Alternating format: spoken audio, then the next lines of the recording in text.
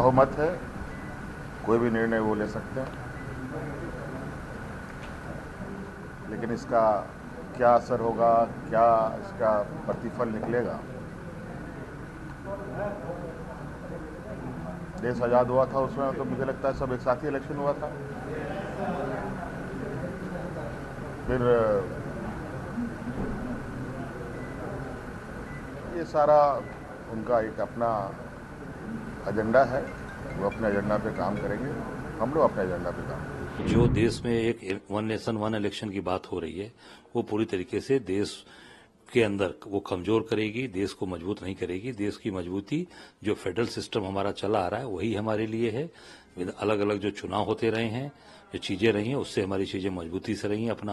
अपनी बात कहने का, अपना हक अधिकार, अपना नेता चुनने का हर व्यक्ति को उसमें अधिकार है।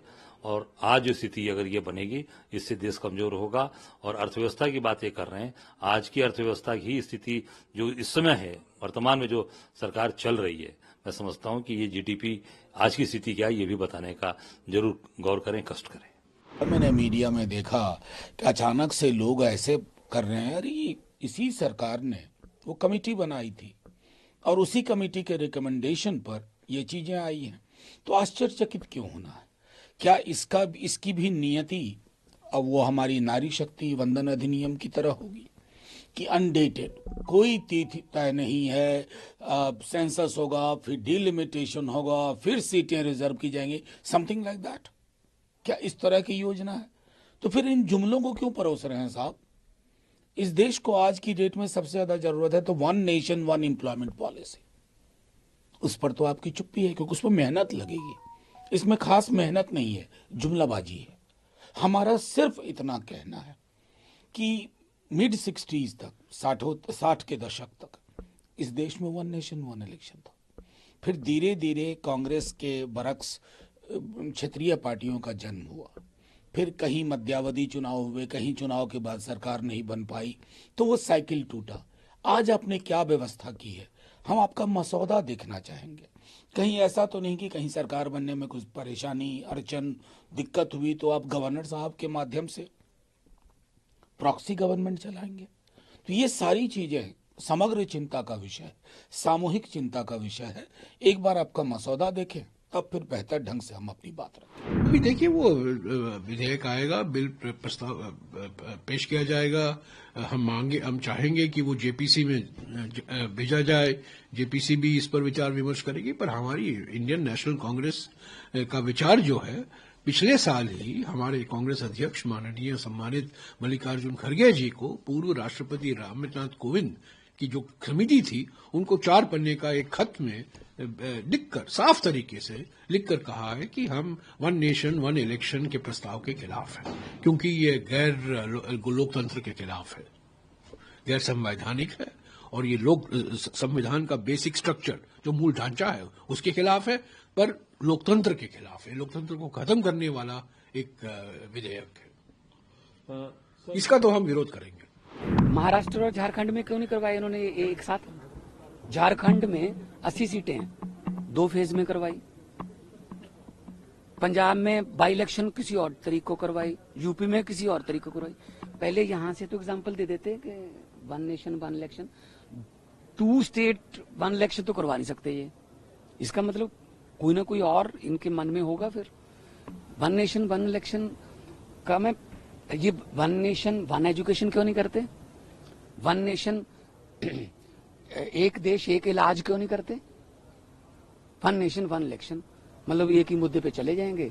लोकल पार्टियां, जो क्षेत्रीय पार्टियां, छोटी पार्टियां, उनके मुद्दे तो बीच में ही खत्म हो जाएंगे। तो मतलब ये चाहते हैं बस एक ही दिन वोट डालो और चलो चलो चलो, हो गया, हाँ वाले हाँ कहें, ना वाले ना कहें, हाँ वालों की जीतो, हाँ वालों की जीतो, ये वही वाला काम। मैं मानता हूँ कहीं ना कहीं आज की तारीख में देश की अर्थव्यवस्था को मजबूती देने के लिए, देश में विकास के कार्यों को गति देने के लिए, देश भर में एक साथ चुनाव हो। हाल फिलहाल में ही अभी 5-6 महीने पहले ही हम लोग लोकसभा का चुनाव लड़कर आए, उसके ठीक बाद हरियाणा और जम्मू कश्मीर में चुनाव हुए, उसके ठीक बाद झारखंड महाराष्ट्र में चुनाव हुए। अब हम लोग दिल्ली चुनाव की तैयारी कर रहे हैं, इसके बाद बिहार में होंगे, फिर असम में होंगे।